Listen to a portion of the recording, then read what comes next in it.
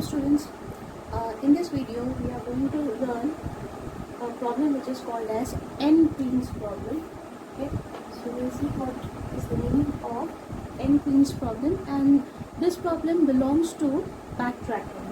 Okay, so the technique that we are going to use to solve this problem is called backtracking problem. So let's see how the backtracking problems work. Any problem which is based on backtracking, there we have to design a state space. For any problem that we solve using this technique of backtracking, we need to design a state space tree. Okay? So it is a tree structure, and you will come to know about this state space tree when we start solving a problem. Okay? Now let me first discuss what do we mean by n-queens problem. What is this problem about, or what is the problem statement? Now in n-queens problem we are given a n by n chessboard. Okay, you all might have seen a chessboard. Chessboard में equal number of रोज और columns होती है. Okay, तो मान लीजिए ये 4x4 का chessboard है. ठीक है, तो in general n queens problem में हम n by n का चेसबोर्ड कंसिडर करते हैं. ओके, तो suppose we have a n by n chessboard. In that case we will have n queens also. We'll have n queens. Okay, like q1 q2 up to qn.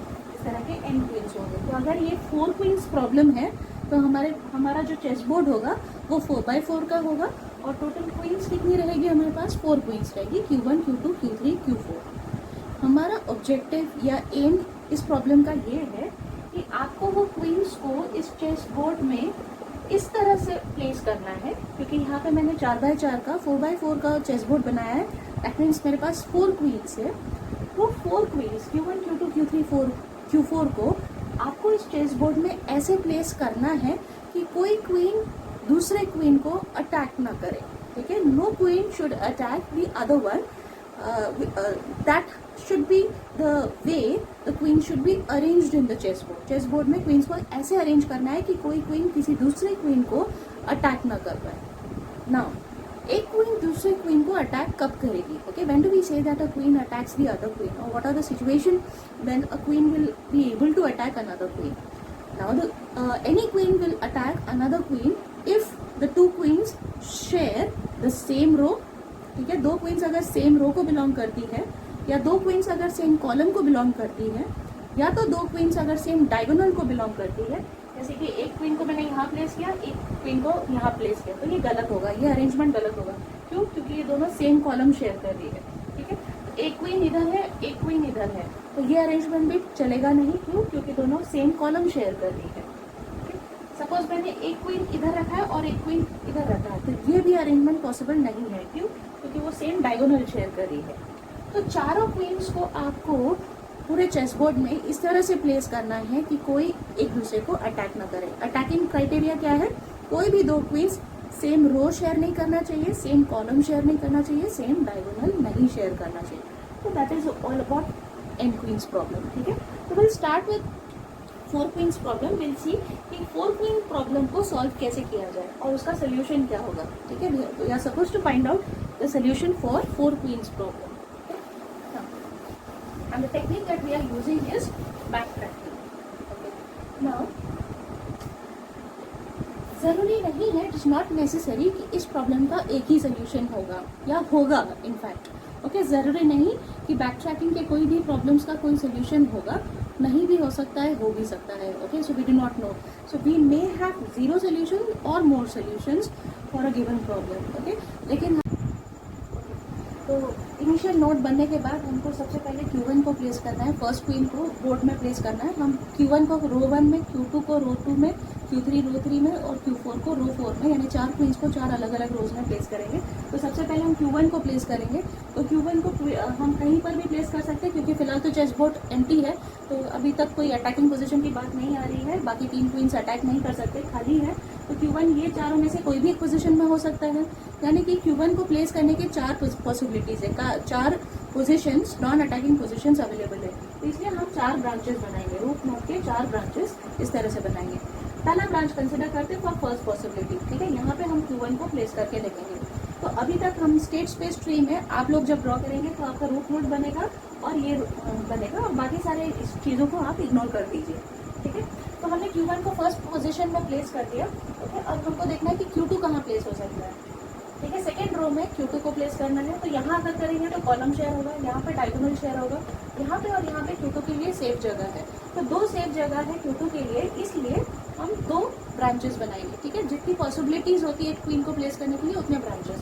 तो Q2 को place करने के लिए दो possibilities है, इसलिए दो branches. तो एट अ टाइम एक पॉसिबिलिटी को कंसिडर करेंगे, वहीं से ट्री को एक्सपैंड करेंगे, ठीक है। तो यहाँ पे Q2 को रख के देखते हैं, ठीक है। तो हमने Q2 को यहाँ प्लेस कर दिया। अब Q3 के लिए जगह ढूंढनी है, तो Q3 को कहाँ रख सकते हैं, यहाँ पे रखेंगे तो कॉलम शेयर होगा, यहाँ पर डायगोनल, यहाँ कॉलम, यहाँ डायगोनल। तो थर्ड रो में Q3 के लिए कोई भी जगह नहीं बची है, दैट मीन्स यहाँ से आपको कोई सोल्यूशन नहीं मिलेगा। ये ब्रांच को अगर आप एक्सप्लोर करेंगे तो कोई सोल्यूशन नहीं मिलेगा, इसलिए हम क्या करते हैं, बैक ट्रैक करते हैं, ठीक है। बैक ट्रैक कहाँ पे करेंगे, उस पेरेंट नोड पे हम बैक ट्रैक करेंगे जहाँ पे एक और पॉसिबिलिटी को एक्सप्लोर करना बाकी है। उस इमीडिएट पेरेंट को बैक ट्रैक करना होता है जहाँ पे कोई पॉसिबिलिटी अभी भी एक्सप्लोर करनी बाकी है। तो यहाँ पे ये एक्सप्लोर करना बाकी है, इसलिए हम यहाँ पे बैक ट्रैक करके जंप करेंगे। तो Q2 की दूसरी पॉसिबल पोजीशन क्या थी, यहाँ पे थी, तो यहाँ पे हम Q2 को प्लेस करेंगे। अब Q3 को थर्ड रो में प्लेस करने की कोशिश करते हैं, कहाँ हो सकता है, यहाँ रखेंगे तो कॉलम शेयर होगा, यहाँ पे कोई भी नॉन अटैकिंग पोजीशन है, ठीक है। यहाँ पे डायगोनल शेयर होगा, यहाँ कॉलम शेयर होगा, यानी कि ये सेफ जगह है Q3 के लिए, और एक ही सेफ जगह है, इसलिए एक ही ब्रांच बनाएंगे, ठीक है। तो Q3 के लिए हमने एक ही ब्रांच बनाया और वहाँ पे हमने Q3 को स्टोर कर दिया, प्लेस कर दिया। अब Q4 के लिए हम जगह ढूंढते हैं, करेक्ट पोजीशन ढूंढते हैं। यहाँ कॉलम शेयर होगा, यहाँ भी कॉलम शेयर होगा, यहाँ डायगोनल शेयर होगा, यहाँ कॉलम शेयर होगा, यानी कि चारों में से Q4 के लिए कोई भी सुटेबल पोजीशन नहीं है, यानी कि इस यहाँ पर भी हम यहाँ से भी हमें कोई सोल्यूशन नहीं मिल पा रहा है, तो हम बैक ट्रैक करेंगे। तो बैक ट्रैक कहाँ करते हैं, बैक ट्रैक हम उस पेरेंट नोड पे करते हैं, ठीक है, जहाँ पे कोई एक ब्रांच या पॉसिबिलिटी को एक्सप्लोर करना बाकी है। देखिए यहाँ पे और यहाँ पे तो एक एक ही ब्रांच थी, लेकिन यहाँ पे और 3 ब्रांचेस को एक्सप्लोर करना बाकी है। तो जो इमीडिएट नेक्स्ट ब्रांच है उसको एक्सप्लोर करके देखेंगे और वहाँ पे हम बैक ट्रैक करेंगे, ठीक है। तो यहाँ से हमने बैक ट्रैक किया इस नोट पे, अब हम इसको एक्सप्लोर करेंगे। तो इसके हिसाब से ये सेकंड वाला ब्रांच क्या था, किसके लिए था, इस पॉसिबिलिटी के लिए था कि अगर हम Q1 को यहाँ रखते हैं, ठीक है। तो हमने Q1 को यहाँ प्लेस किया। अब Q2 के लिए जगह ढूंढते हैं सेकंड रो में, यहाँ डायगोनल शेयर होगा, यहाँ कॉलम शेयर होगा, यहाँ डायगोनल शेयर होगा, यहाँ पे एक सेफ जगह है Q2 के लिए, एक ही पॉसिबिलिटी है Q2 के लिए, इसलिए एक ही ब्रांच बनाएंगे, ठीक है। Q2 को वहाँ रख देंगे। अभी Q3 के लिए देखते हैं, यहाँ पे Q3 रख सकते हैं, दिस इज सेफ प्लेस। यहाँ पर कॉलम शेयर होगा, यहाँ डायगोनल शेयर होगा, यहाँ कॉलम शेयर होगा। Q3 के लिए भी एक ही पॉसिबिलिटी है, इसलिए एक ही ब्रांच बनाएंगे, ठीक है, और Q3 को वहाँ पे रख देंगे, ओके। अब Q4 के लिए जगह ढूंढते हैं, अभी इसे ढूंढना है, रखना है नेक्स्ट स्टेप में, ठीक है। तो यहाँ पर Q4 के लिए यहाँ पे कॉलम शेयर होगा, यहाँ कॉलम शेयर होगा, ये सेफ जगह है, यहाँ पर भी कॉलम शेयर होगा, तो एक ही सेफ जगह है Q4 के लिए, इसलिए एक ही ब्रांच बनेगा और Q4 को हम वहाँ रखेंगे। तो आप यहाँ देख सकते हो कि यहाँ पे चारों क्वींस प्लेस हो चुकी है और कोई किसी को अटैक नहीं कर रहे, यानी कि कोई सेम रो, सेम कॉलम या सेम डायगोनल शेयर नहीं कर रहे। तो ये हमारा एक सोल्यूशन हमको मिल गया है। लेकिन हमको इस ट्री को, पूरे ट्री को एक्सप्लोर तब तक करना है जब तक हमें सारे सोल्यूशंस नहीं मिल जाते। तो हम बैक ट्रैक करके दोबारा वहाँ जाएंगे जहाँ पे और भी कोई ऐसे ब्रांचेस रह गई है जिनको एक्सप्लोर करना बाकी है। तो थर्ड और फोर्थ ब्रांच अभी भी एक्सप्लोर नहीं हुए, तो एक एक करके हम उनको एक्सप्लोर करेंगे। तो थर्ड ब्रांच में जाते हैं। थर्ड ब्रांच किस लिए था, Q1 के इस पोजीशन के लिए था, तो यहाँ हमने Q1 को रखा। Q2 के लिए देखें तो यही एक सेफ जगह है, तो वहाँ पे हमने Q2 को रख दिया। Q3 के लिए देखें तो यही सेफ जगह है, तो वहाँ पे हमने Q3 को रख दिया। Q4 के लिए देखें तो यही एक सेफ जगह है, वहाँ पे हमने Q4 को रख दिया। तो यहाँ से भी आप देख सकते हो कि चारों क्वींस के लिए सेफ पोजीशंस मिल चुकी है, तो ये हमारा दूसरा सोल्यूशन है। लेकिन हम फिर भी नहीं रुकेंगे, will try for the fourth part also to be explored. Fourth branch को भी हम एक्सप्लोर करेंगे। तो फोर्थ ब्रांच Q1 की इस पोजीशन के लिए था। अब Q2 के लिए देखें तो यहाँ पे 2 फेवरेबल पोजीशंस है, तो इसलिए हम 2 ब्रांचेस बनाएंगे, ठीक है। तो Q2 को हमने पहले इस पोजीशन में रखा, फिर Q3 का ये फेवरेबल पोजीशन था, तो हमने Q3 को यहाँ रखा। लेकिन Q4 के लिए कोई फेवरेबल पोजीशन नहीं है, इसलिए यहाँ से कोई सोल्यूशन नहीं मिलेगा। तो हम बैक ट्रैक करेंगे जहाँ पे एक दूसरी पॉसिबिलिटी बची है, ठीक है, ये वाला एक्सप्लोर करना था, ठीक है। तो यहाँ पे Q2 को रखते हैं। Q3 के लिए कोई फेवरेबल पोजीशन नहीं है, दैट मीन्स यहाँ से भी और आगे नहीं बढ़ सकते। तो जिस लीफ नोड से हम आगे नहीं बढ़ सकते हैं, जहाँ से हमें सोल्यूशन नहीं मिल सकता है, वो होते हैं हमारे डेड नोड्स, और ये वाले होते हैं हमारे सोल्यूशन नोड्स, ठीक है। इस तरह से हमको इस पूरे 4 क्वीन प्रॉब्लम्स में 2 सॉल्यूशंस मिली है।